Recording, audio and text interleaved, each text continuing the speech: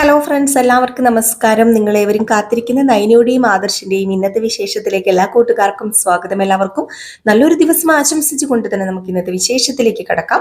അതിനു മുമ്പായിട്ട് ആരെങ്കിലും നമ്മുടെ ഈ ചാനൽ ആദ്യമായിട്ട് കാണുന്നുണ്ടെങ്കിൽ സബ്സ്ക്രൈബ് ചെയ്ത് വെച്ചിട്ടില്ല എങ്കിൽ തീർച്ചയായിട്ടും ഒന്ന് സബ്സ്ക്രൈബ് ചെയ്ത് വെച്ചോളൂ. അതിനോടൊപ്പം നമ്മുടെ വീഡിയോ ഇഷ്ടപ്പെടുന്നവർ ഒരു ലൈക്കും കൂടി അടിച്ചിട്ട് പോകാൻ മറക്കരുത്. അപ്പൊ നമുക്ക് നേരെ ഇന്നത്തെ വിശേഷത്തിലേക്ക് തന്നെ കടക്കാം.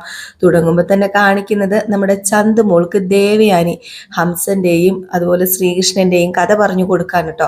അപ്പൊ ഈ കഥയൊക്കെ കേട്ടിട്ട് കുട്ടി ഭയങ്കര സന്തോഷത്തോടു കൂടി തന്നെയാണ് ഇരിക്കുന്നത്. ചന്തുമോൾ ഓരോ സംശയങ്ങളൊക്കെ ചോദിക്കുന്നുണ്ട്. അപ്പൊ നമ്മുടെ നയന ഇറങ്ങി വന്നിട്ട്, ഓഹോ, എന്തായി കാണുന്നത്? മുത്തശ്ശി കൊച്ചുമോക്ക് കഥ പറഞ്ഞു കൊടുക്കുകയാണോ? അപ്പോഴത്തേക്കും നമ്മുടെ ദേവയാനി പറഞ്ഞു, എന്ത് കഥ? എനിക്ക് ഒത്തിരി കഥയൊന്നും അറിയില്ല. ദേ ഈ നയനാമ്മയ്ക്കുണ്ടോ? നയനാമ്മയ്ക്കുണ്ടല്ലോ മോളെ, ഒരുപാട് കഥയറിയാം. നയനാമ്മ മോൾക്ക് ഒരുപാട് കഥ പറഞ്ഞു തരൂ കേട്ടോ എന്നൊക്കെ ഇങ്ങനെ പറയാണ്. ഇത് കേട്ട് കഴിഞ്ഞപ്പോഴത്തേക്ക് നയന പറഞ്ഞു, എനിക്ക് ഒരുപാട് കഥകളൊക്കെ അറിയാം, എങ്കിലും ഈ മുത്തശ്ശി പറയുന്ന രീതിയിൽ പറയാനൊന്നും എനിക്ക് അറിയില്ല കേട്ടോ. ഏതായാലും മോൾക്ക് സന്തോഷമായല്ലോ. മുത്തശ്ശിയും എല്ലാവരും ഉണ്ടല്ലോ മോൾക്ക് കഥ പറഞ്ഞു തരാനും മോളെ പാട്ട് പാടി ഉറക്കാനും ഒക്കെ മോള് സന്തോഷത്തോടു കൂടി ഇരിക്കണം കേട്ടോ എന്നൊക്കെ ഇങ്ങനെ പറയുകയാണേ. അപ്പം ഇതൊക്കെ നമ്മുടെ ആദർശം മാറി നിന്ന് കാണുന്നുണ്ട്. അപ്പം ആദർശ് ഇത് മാറി നിന്ന് കാണുന്നു. ആദർശന് എന്തോ വല്ലാത്തൊരു ബുദ്ധിമുട്ട് ഫീൽ ചെയ്യാണ്. താൻ കള്ളം പറഞ്ഞിട്ടാണല്ലോ ഈ കുട്ടീനെ ഇങ്ങോട്ടേക്ക് കൊണ്ടുവന്നത് എന്ന ഒരു ഫീലിംഗ് മനസ്സിലുണ്ടല്ലോ. അപ്പം താൻ കള്ളനല്ല താനും, പക്ഷെ അത് പറയേണ്ടി വരികയും ചെയ്യുന്നു. അപ്പൊ അതുകൊണ്ട് തന്നെ നമ്മുടെ ആദർശ് ഭയങ്കര ഒരു ഫീലിങ്സിൽ നിൽക്കുന്നതാണ് പിന്നെ കാണിക്കുന്ന സീൻ എന്ന് പറഞ്ഞിട്ടുണ്ടെങ്കിൽ നമ്മുടെ നയനയുടെ അടുത്തേക്ക് ആദർശ് വരികയാണ്. അപ്പം ആദർശിനോട് നയന പറയുന്നുണ്ട്, ആദർശേട്ടൻ ഇങ്ങനെ ഒഴിഞ്ഞു മാറി നടക്കരുത്. ആ കുട്ടീനെ ഈ വീട്ടിലുള്ള എല്ലാവരും സ്നേഹിക്കുന്നുണ്ട്. അമ്മ സ്വന്തം കൊച്ചുമോളെ പോലെ തന്നെയാണ് ആ കുട്ടീനെ കാണുന്നത്. സത്യം പറഞ്ഞാൽ ഞാനൊരു അമ്മയായ ഫീലാണ് എനിക്ക് ആ കുട്ടിയോട് ഓരോ കാര്യങ്ങളൊക്കെ സംസാരിക്കുമ്പോഴൊക്കെ. പിന്നെ എന്തിനാ ആദർശേട്ടൻ ഇങ്ങനെ ഒഴിഞ്ഞു മാറി നടക്കുന്നത്? ആ കുട്ടിയോട് സംസാരിച്ചാൽ എന്താ? ആ കുട്ടിയോട് സ്നേഹത്തോടെ പെരുമാറിയാൽ എന്താ? ആദർശേട്ടാ, ഇത് മോശമല്ലേ എന്നൊക്കെ ഇങ്ങനെ പറയുമ്പോഴത്തേക്കും ആദർശ് പറയാ, അത് പിന്നെ നയനെ, എനിക്ക് നിന്നോട് ഒരു സത്യം തുറന്നു പറയാനുണ്ട്. എന്ത് സത്യം? ഒരു സത്യം തുറന്നു പറയണം. അതിനി മനസ്സിൽ വെച്ചുകൊണ്ട് നടന്നാൽ ശരിയാവില്ല. എത്ര നാൾ ഞാൻ മനസ്സിൽ വെച്ചുകൊണ്ട് നടക്കും? അതുകൊണ്ട് എനിക്കത് പറഞ്ഞേ പറ്റൂ. എന്ത് സത്യമാണെങ്കിലും ആദർശേട്ടൻ പറഞ്ഞോ? പിന്നെയല്ലേ ബാക്കി കാര്യം. ഏതായാലും ഞാൻ എൻ്റെ ആദർശേട്ടനെ വിശ്വസിക്കുക തന്നെ ചെയ്യത്തുള്ളൂ എന്ന് ആദർശേട്ടനെ അറിയാലോ. എങ്കിൽ പിന്നെ ആ സത്യം ഞാൻ തുറന്നു പറയാം. ഈ ചന്തുമോളെ കൂട്ടിക്കൊണ്ട് വരാൻ വേണ്ടി ആ വീട്ടിൽ ചെന്നപ്പോൾ ഞങ്ങൾ കണ്ട കാഴ്ച അത് ഞങ്ങളെ അതിശയിപ്പിക്കുന്നതായിരുന്നു. ആ ചന്തുമോളുടെ വീടിനകത്ത് എൻ്റെയും ഈ ചന്തുമോളുടെ അമ്മയുടെയും ഫോട്ടോ തൂക്കിയിട്ടിട്ടുണ്ടായിരുന്നു. അതുപോലെ തന്നെ ആ ബന്ധുക്കളൊക്കെ ഇത് എൻ്റെ കുട്ടിയാണെന്ന് പറയുന്നുണ്ടായിരുന്നു. പക്ഷെ സത്യത്തിൽ എനിക്കൊരു ഇതുമില്ല. എനിക്കറിയില്ല, ഒരിക്കലും ആ കുട്ടി എൻ്റെ കുട്ടി അല്ലെന്ന് മാത്രമേ എനിക്കറിയത്തുള്ളൂ. ഞാനൊരിക്കലും ആ കുട്ടിയെ എൻ്റെ കുട്ടിയായിട്ട് അംഗീകരിക്കാനും പോകുന്നില്ല. ഒരിക്കലും ആ കുട്ടി എൻ്റെ കുട്ടിയല്ല. പിന്നെ എന്തിനു ഞാൻ അംഗീകരിക്കണം?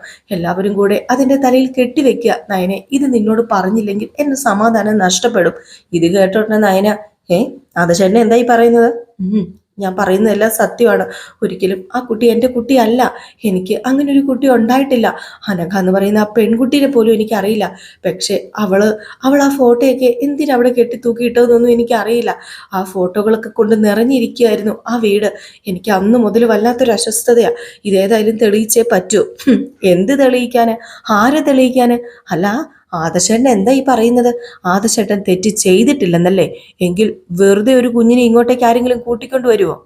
അത് മാത്രല്ല, വെറുതെ ഒരു പെണ്ണും ഇതാണ് എൻ്റെ കുഞ്ഞിന്റെ അച്ഛനെന്ന് പറഞ്ഞ് ചൂണ്ടിക്കാണിക്കേണ്ട ഒരു കാര്യമില്ല. ആദർശേട്ടൻ തെറ്റുകാരൻ.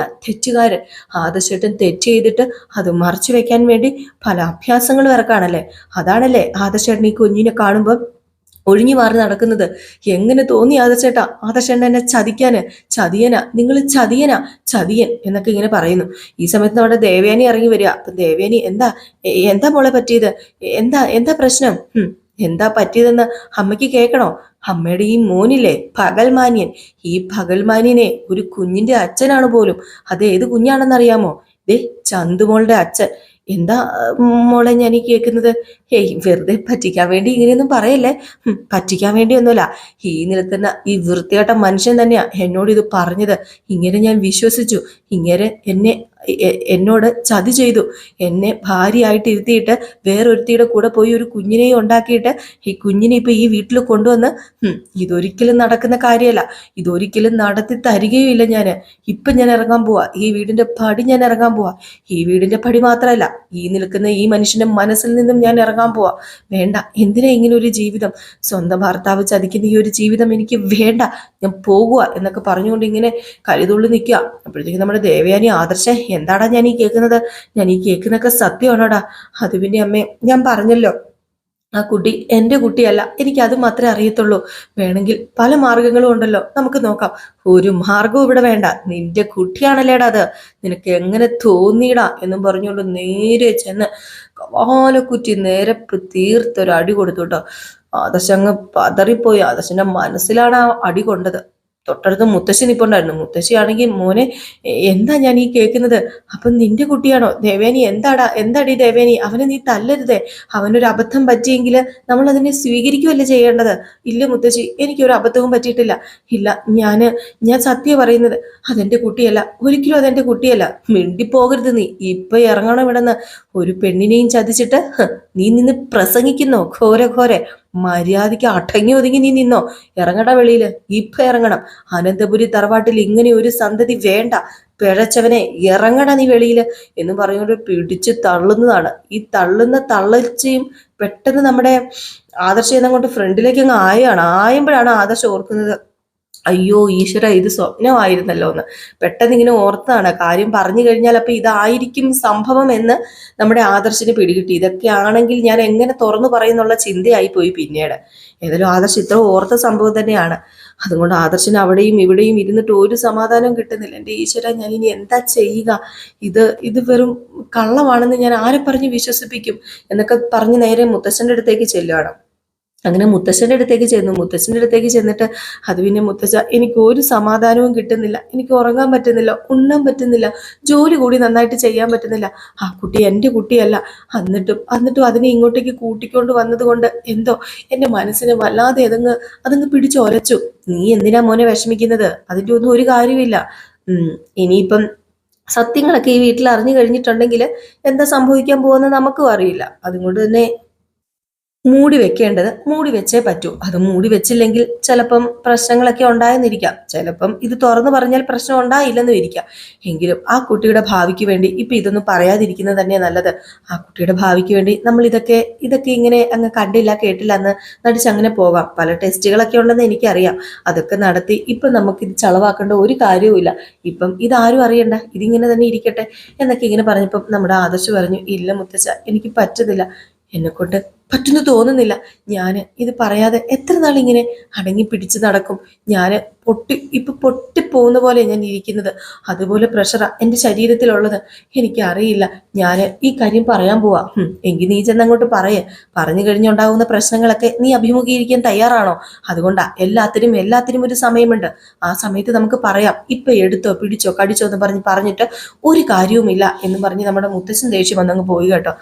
ആദർശ് വീണ്ടും മിണുങ്ങസിയാന്ന് പറഞ്ഞ് നിൽക്കുകയാണ്. അങ്ങനെ ആദർശ് നേരെ റൂമിൽ ചെന്ന് പേഴ്സ് തപ്പുന്നു. പേഴ്സ് കാണുന്നില്ല. തപ്പല്. പേഴ്സ് കാണാതെ വന്നപ്പോഴത്തേക്ക് നമ്മുടെ നയനെ അങ്ങോട്ട് വന്നിട്ട്, എന്താ ചേട്ടാ, എന്തെങ്കിലും കാണാതെ പോയോ? അത് പിന്നെ എൻ്റെ പേഴ്സ് കാണുന്നില്ലേ? ആദർശൻ ഇപ്പോൾ ഒരു ശ്രദ്ധയില്ലല്ലോ എന്ന് പറഞ്ഞ് നയനെ അവിടെയൊക്കെ തപ്പിയിട്ട് പേഴ്സ് കാണുന്നില്ല കേട്ടോ. അല്ലെങ്കിലും ആദർശൻ ഇപ്പോൾ ഒരു ശ്രദ്ധയില്ല. ആദർശൻ ഇത് എവിടെയാ, എന്തൊക്കെയോ ചിന്തിച്ചുകൊണ്ട് നടക്കുന്നു. അല്ല, ആ കുട്ടി വന്നപ്പോൾ മുതൽ ഞാൻ കാണുന്നതാണല്ലോ.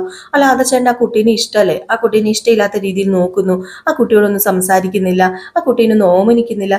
എന്താ ആദർശേട്ടാ ഇത്? നിർത്തുന്നുണ്ടോ നയനെയൊന്ന്? മനുഷ്യന് ഭ്രാന്ത് പിടിച്ചിരിക്കുമ്പോഴാ പല കാര്യങ്ങളൊക്കെ ഇവിടെ പറയുന്നത്. എനിക്കിതൊന്നും കേൾക്കുന്നത് ഇഷ്ടമല്ല കേട്ടോ. മനുഷ്യന്റെ പേഴ്സും കണ്ടില്ല. അല്ല ആദർശേട്ടൻ ഇതുവരെ ഇങ്ങനെയൊന്നും പറയുകയോ ചെയ്യുകയോ ഒന്നും ചെയ്യുന്നതല്ലല്ലോ. ആഹാ, ദേ ഇരിക്കുന്നു. ആദർശേട്ടന്റെ പോക്കറ്റിലല്ലേ പേഴ്സ് ഇരിക്കുന്നത്? ഓ, ഞാനതങ്ങ് മറന്നുപോയി. മറന്നുപോകും. ഇതാ ഞാൻ പറയുന്നത്, ആദർശേട്ടൻ ഇവിടെ ഒന്നുമല്ല. ആദർശേട്ടൻ ഇത് എന്താ ആദർശേട്ടാ പറ്റിയത്? എന്തെങ്കിലും ഉണ്ടെങ്കിൽ ആദർശേട്ടൻ എന്നോട് പറ. എൻ്റെ മനസ്സിൽ ഒന്നുമില്ല, എന്നെ ഒന്ന് വെറുതെ വിട് എൻ്റെ പൊന്നു നയനെ എന്ന് പറഞ്ഞുകൊണ്ട് നമ്മുടെ ആദർശം അങ്ങോട്ട് ഇറങ്ങി പോവാണ് കേട്ടോ. നയനയ്ക്കാണെങ്കിൽ എന്താ പോലെ ആയിപ്പോയി. നയനയ്ക്ക് ഒരു എത്തും പിടിയും കിട്ടുന്നില്ല. ആദർശിന്റെ ഈ ഒരു മാറ്റവും ആദർശിന്റെ ഈ ഒരു വൈകായികയും ആദർശ് ഇങ്ങനെ പതുങ്ങി പതുങ്ങി നടക്കുന്നതൊക്കെ കണ്ടിട്ട് ദേവയാനിക്കല്ല നമ്മുടെ നയനിക്കും ചെറിയ സംശയങ്ങളൊക്കെ തോന്നി തുടങ്ങുന്നുണ്ട്. സത്യം പറഞ്ഞിട്ടുണ്ടെങ്കിൽ നമ്മുടെ ആദർശ് തന്നെയാണ് ആദർശിനുള്ള വീണ വരുത്തി വെക്കുന്നത്. ഇതൊന്നും ആദർശിന് സത്യം പറഞ്ഞ നയനോട് പറയാതിരിക്കേണ്ടതായിട്ടൊന്നുമില്ല. ഇതൊക്കെ പറഞ്ഞു കഴിഞ്ഞാൽ നയനെ അതിൻ്റെതായ രീതിയിൽ അങ്ങ് അംഗീകരിക്കുകയുള്ളൂ. പിന്നെ കാണിക്കുന്ന സീൻ എന്ന് പറഞ്ഞിട്ടുണ്ടെങ്കിൽ നമ്മുടെ ദേവാനി ഭക്ഷണമൊക്കെ ഉണ്ടാക്കി വെച്ചേക്കാണല്ലോ. അപ്പൊ ആദർശിനെ വിളിക്കുക വീണ്ടും നമ്മുടെ നയന, ബാ നമുക്ക് എന്തെങ്കിലും ആഹാരം കഴിക്കണ്ടേ, അമ്മ അവിടെ എല്ലാം ഉണ്ടാക്കി കാത്തിരിക്കുക, ബാ നമുക്ക് പോയി കഴിക്കാന്ന് പറയുമ്പോഴത്തേക്കും ആദർശ് കഴിക്കാനായിട്ട് ചെല്ലാണ് കേട്ടോ. ഇങ്ങനെ കഴിക്കാനായിട്ട് ചെല്ലുന്നു. അപ്പം നമ്മുടെ ദേവയാനി ആണെങ്കിൽ നമ്മുടെ ചന്തുമോളെയും കൊണ്ട് അവിടെ ഇരിക്കുന്നുണ്ട്. അപ്പൊ ചന്തുമോൾക്ക് ഇങ്ങനെ ഭക്ഷണമൊക്കെ ഇങ്ങനെ വാരി കൊടുക്കുകയാണ്. അപ്പോഴത്തേക്കും നയന വന്നിട്ട്, ആഹാ ചന്തുമോള് നേരത്തെ വന്ന് ഭക്ഷണം കഴിക്കാൻ തുടങ്ങിയോ, ആഹാ അത് കൊള്ളാലോ, അല്ല നയനാമ്മ വാരി തരായിരുന്നല്ലോ മോക്കെന്ന് പറയുമ്പോഴത്തേക്കും പെട്ടെന്ന് നയനാമ്മ എന്നൊക്കെ പറയുമ്പോൾ ആദർശന് അതൊന്നും ഉൾക്കൊള്ളാനായിട്ട് പറ്റുന്നില്ല കേട്ടോ. ആദർശ് ഇങ്ങനെ അതൊക്കെ ഇങ്ങനെ ശ്രദ്ധിക്കുകയാണ്. എന്നിട്ട് ആദർശ് കഴിക്കാതെ ഇങ്ങനെ ഇരിക്കുക. അപ്പൊ നയന് പറഞ്ഞു, ആദർശേട്ടാ അത് കഴിക്കുക, ആദർശേട്ടാ. ആദർശേട്ട എന്താ കഴിക്കാത്തത്, അമ്മ ഇത്ര കഷ്ടപ്പെട്ടുണ്ടാക്കിയിട്ട് ഇത് കഴിക്കാതിരിക്കേണ്ട കാര്യമുണ്ടോ, ഓഹോ അത് കൊള്ളാലോ, ആദർശൻ എന്താ ഇതൊന്നും കഴിക്കാതിരിക്കുന്നത് എന്ന് ചോദിക്കുമ്പോൾ ആദർശ് കഴിച്ചോളാം എന്നും പറഞ്ഞ് ഇങ്ങനെ കഴിക്കുന്നു. അതിൻ്റെ ഇടയിൽ ആദർശ് അനഘമോളെ അല്ല സോറി നമ്മുടെ ചന്തുമോളെ തന്നെ ഇങ്ങനെ കണ്ണിമ പോലും വെട്ടാതെ ഇങ്ങനെ നോക്കിക്കൊണ്ടിരിക്കുകയാണ്. ചന്തുമോളും നമ്മുടെ ആദർശനെ തന്നെ ഇങ്ങനെ നോക്കിക്കൊണ്ടിരിക്കുകയാണ്. അപ്പോഴത്തേക്ക് നമ്മുടെ ദേവേരി ചോദിച്ചു, എന്താ എന്താ നിനക്ക് പറ്റിയത്, എന്താ ആദർശ നീ ഇങ്ങനെ കുട്ടിയെ നോക്കുന്നത്, ദേ ഇതുപോലെ കുട്ടിയെ നോക്കി പേടിപ്പിക്കരുത് കേട്ടോ. അതും കൊണ്ട് ആദർശെ നിന്നെ കാണുമ്പോ ഇവക്ക് പേടിയാ, ഇവള് മാറി മാറിയാ നടക്കുന്നത്, കുട്ടികളോട് എങ്ങനെ പെരുമാറണം എങ്ങനെ പെരുമാറണ്ട എന്നൊന്നും നിനക്ക് അറിയില്ലല്ലേ. എനിക്ക് തോന്നുന്നുണ്ട് എന്നിങ്ങനെ പറഞ്ഞപ്പം, ഏയ് അതൊന്നുമില്ല, ഇല്ലെങ്കിൽ പിന്നെ എന്താ നിനക്ക് പ്രശ്നം, ഇനിയിപ്പം ഒരു കുഞ്ഞിക്കാല് ഈ വീട്ടിൽ കണ്ടില്ലല്ലോ, എന്താ സങ്കടമാണെങ്കിൽ ദേ നവ്യക്കൊരു കുഞ്ഞുണ്ടായിട്ടുണ്ടല്ലോ, ഇനിയിപ്പം നയനയ്ക്ക് തന്നെ ഒരു കുഞ്ഞിക്കാലുണ്ടായി നിനക്ക് കാണണമെന്നുണ്ടോ, അതുകൊണ്ടാണോ ഈ മോളെ കണ്ടപ്പം നിനക്ക് സങ്കടം വരുന്നത്, ഞാൻ പറഞ്ഞല്ലോ എനിക്കിപ്പോ പ്രശ്നമൊന്നുമില്ലെന്ന്, ദേ നിങ്ങൾ എന്നെ ഒന്ന് വെറുതെ വിട്, എനിക്കിപ്പം ഭക്ഷണം വേണ്ട. അതെന്നെ മോനെ നിനക്കിപ്പം വേണ്ടാത്തത്, മോനെ അത് തണുത്ത് പോയി കഴിഞ്ഞിട്ടുണ്ടെങ്കിൽ കഴിക്കാൻ കൊള്ളില്ല, അത് അഴുക്കായി പോവില്ലേ, കൈയിട്ട് ഇളക്കിയതല്ലേ, അത് പിന്നെ ഇത് ഞാൻ പിന്നെ കഴിച്ചോളാം, ഇതെടുത്ത് ഫ്രിഡ്ജിനകത്ത് വെച്ചോ, ഞാൻ പിന്നെ കഴിച്ചോളാം, എനിക്കിപ്പോൾ തൽക്കാലം വേണ്ട. മോനെ നീ എന്താ ഈ പറയുന്നത്, എനിക്ക് വേണ്ടെന്ന് പറഞ്ഞില്ലേ എന്നും പറഞ്ഞുകൊണ്ട് ദേഷ്യം വന്ന് നമ്മുടെ ആദർശ് അവിടെ നിന്ന് അങ്ങ് എണീറ്റ് പോവാണ് കേട്ടോ. നയനയ്ക്ക് അങ്ങ് എന്തോ പോലെ പോയി. നയനെ ചോദിച്ചു, ഇതെന്താ ആദർശേട്ടന് ഇങ്ങനെ, അറിയില്ല എന്താണെന്ന് എനിക്ക് അറിയില്ല മോളെ, ഇങ്ങനെയൊന്നും അവൻ പെരുമാറുകയോ ദേഷ്യപ്പെടുകയോ ഒന്നും ചെയ്യുന്നതല്ല, പക്ഷെ എന്തോ പ്രശ്നമുണ്ട്, അവനിത് എന്താ പറ്റിയത് എന്നൊക്കെ ഇങ്ങനെ ഓർക്കുന്നുണ്ട് കേട്ടോ. ഏതായാലും ആദർശിന് വല്ലാത്ത സങ്കടം തന്നെയാണ് മനസ്സിൽ. എല്ലാവരോടും കള്ളം പറയേണ്ടി വരുന്നല്ലോ, താൻ കള്ളം ചെയ്ത ഒരു ഫീല് തന്നെയാണ് നമ്മുടെ ആദർശിന് തോന്നുന്നത്. ആദർശ് ഇങ്ങനെ മാറിപ്പോയി നിന്ന് എന്തൊക്കെയോ ചിന്തിക്കുകയും കൂടി ചെയ്യാണ്. നമ്മുടെ ചന്തുമോളാണെങ്കിൽ ആദർശിനെ ചെന്ന് തന്നെ നോക്കുന്നുണ്ട്. ചന്തുമോളുടെ മനസ്സിലും ആദർശാണ് അച്ഛനെന്ന് നമുക്ക് പതിഞ്ഞു പോയി കേട്ടോ. പക്ഷെ ആ കുട്ടി അവിടെ അതൊന്നും പറഞ്ഞിട്ടുമില്ല. ഏതായാലും ഈ ഒരു സീനൊക്കെ കാണിച്ചിട്ടാണ് ഇന്നത്തെ വിശേഷം അവസാനിക്കുന്നത്. അപ്പൊ എല്ലാവരും കാത്തിരിക്കുക അടുത്ത വിശേഷത്തിനായിട്ട്. അടുത്ത വിശേഷം ഇനി നമ്മുടെ ഉച്ചയ്ക്ക് രേവതിയുടെയും സച്ചിയുടെയും പ്രേമവിശേഷം, നാളത്തെ പ്രേമവിശേഷം നമ്മൾ ഇടുന്നുണ്ട്. ഇന്ന് ഉച്ചയാകുമ്പോഴത്തേക്ക് നമ്മൾ പ്രേമവിശേഷമായിട്ട് വരും കേട്ടോ. പിന്നെ നമ്മുടെ രേവതിയുടെയും സച്ചിയുടെയും ഇന്നത്തെ ഫുൾ വിശേഷം നമ്മൾ പോസ്റ്റ് ചെയ്തിട്ടുണ്ട്. ആരെങ്കിലും കയറി കണ്ടിട്ടില്ലെങ്കിൽ കയറി കാണാൻ ഇനി ആരെങ്കിലും ഉണ്ടെങ്കിൽ ഒന്ന് കയറി കണ്ടു നോക്കിക്കോളൂ. ഈ വീഡിയോയുടെ താഴ്ഭാഗത്ത് തന്നെയായിട്ട് ആ വീഡിയോ ഞാൻ പോസ്റ്റ് ചെയ്തിട്ടുണ്ട്. പിന്നെ നമ്മൾ ചെറിയൊരു ബിസിനസ്സിന്റെ കാര്യം നിങ്ങളോട് പറഞ്ഞിട്ടുണ്ടായിരുന്നു. അപ്പോൾ കുറേ ഓർഡറൊക്കെ നമുക്ക് കിട്ടുന്നുണ്ട്. പക്ഷെ നമ്മളൊരു വീഡിയോ ഇട്ട് കഴിഞ്ഞ് ചിലപ്പോൾ ഒരു ഷോട്ട് ഇട്ട് കഴിഞ്ഞ് ഒരു 2-3 ദിവസം കഴിഞ്ഞിട്ടായിരിക്കും നിങ്ങൾ ഓർഡർ നമുക്ക് തരുന്നത് എങ്കിൽ അത് സോൾ ഔട്ട് ആയി പോകും കേട്ടോ. അപ്പം നമ്മളൊരു വീഡിയോ ഇടുകയാണെങ്കിൽ നിങ്ങൾക്ക് അപ്പോൾ ഇഷ്ടപ്പെട്ടെങ്കിൽ നിങ്ങൾ തീർച്ചയായിട്ടും 1-2 മണിക്കൂറിനുള്ളിൽ നമ്മളുമായിട്ട് നമ്മുടെ വാട്സപ്പ് നമ്പർ കൊടുത്തിട്ടുണ്ട്, നിങ്ങൾ കോൺടാക്ട് ചെയ്യാൻ ശ്രമിക്കുക. എന്നിട്ട് നിങ്ങൾ എത്രയും പെട്ടെന്ന് ഓർഡർ ചെയ്യുക കേട്ടോ. പിന്നെ ഇത് നമുക്ക് ക്യാഷ് ഓൺ ഡെലിവറി അവൈലബിൾ അല്ല, ഗൂഗിൾ പേ ആണ്. അപ്പം നിങ്ങളോട് പ്രത്യേകിച്ച് എടുത്ത് പറയുന്നത് ക്യാഷ് ഓൺ ഡെലിവറി അവൈലബിൾ അല്ല. പിന്നെ നിങ്ങൾക്ക് എന്തെങ്കിലും നമ്മുടെ സ്റ്റിച്ചിങ്ങിലോ അങ്ങനെ എന്തെങ്കിലും ഡാമേജുകൾ ഉണ്ടെങ്കിൽ നമ്മൾ ഈ ഒരു പ്രൊഡക്റ്റ് അതായത് പൊട്ടിക്കുന്നത് നിങ്ങൾ വീഡിയോ എടുത്ത് വെക്കണം കേട്ടോ. നിങ്ങളൊന്ന് വീഡിയോ നിങ്ങളുടെ ഫോണിലെ ഒരു വീഡിയോ ഇങ്ങനെ പൊട്ടിക്കുന്നത് എടുത്തിട്ട് അതിൽ ഒരു ഡാമേജും ഇല്ല എന്നൊന്ന് ഉറപ്പ് വരുത്തിക്കണം. അതുപോലെ ഡാമേജ് ഉണ്ടെങ്കിൽ അത് പ്രത്യേകിച്ച് വീഡിയോ എടുത്ത് ആ പൊട്ടിക്കുന്ന സമയത്ത് തന്നെ നിങ്ങൾ വീഡിയോ എടുക്കണം. വീഡിയോ എടുത്ത് നമുക്ക് അയച്ചു തന്നാലേ നമുക്ക് റിട്ടേൺ ഓപ്ഷൻ ഉള്ളൂ. അപ്പോൾ അതുകൊണ്ടാണ് പറയുന്നത്. അപ്പം ഡാമേജുകൾ ഉണ്ടെങ്കിൽ നിങ്ങൾ അത് തുറക്കുന്നതോടുകൂടി തന്നെ ഒന്ന് വീഡിയോ എടുത്തൊന്ന് പൊട്ടിക്കുക. കേട്ടോ. അപ്പം എല്ലാവർക്കും മനസ്സിലായെന്ന് വിശ്വസിക്കുന്നു. അതുപോലെ തന്നെ നമ്മൾ ഷോർട്ട് വീഡിയോസ് ഒക്കെ ആയിട്ട് വരുന്നതായിരിക്കും. ഒത്തിരി ഐറ്റംസ് നമുക്ക് വന്ന് കിടപ്പുണ്ട്. 2-3 ദിവസത്തെ കുറച്ച് തിരക്കൊക്കെ ആയതുകൊണ്ടാണ് നമ്മൾ വീഡിയോ ചെയ്യാതിരുന്നത് കേട്ടോ. അപ്പോൾ ഷോർട്ടൊക്കെ ആയിട്ട് വരുന്നതായിരിക്കും. നിങ്ങൾക്ക് ഇഷ്ടപ്പെട്ട കുർത്തീസും സാരീസും അതുപോലെ തന്നെ ചുരിദാർ മെറ്റീരിയൽസ് ഒക്കെ കൊണ്ടുവരുന്നുണ്ട്. അപ്പോൾ പർച്ചേസ് ചെയ്യാം. അപ്പോൾ എല്ലാവർക്കും ടാറ്റാ ബൈ ബൈ. ഒരു ലൈക്ക് അടിച്ചിട്ട് പോണേ.